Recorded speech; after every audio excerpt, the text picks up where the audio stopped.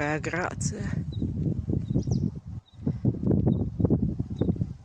Не спешащий, неслышными мягкими подушечками. Все-таки сколько в них природной красоты.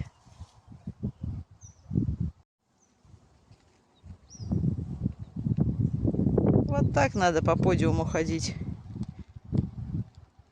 Красоте учить не надо. Она или есть, или ее нет.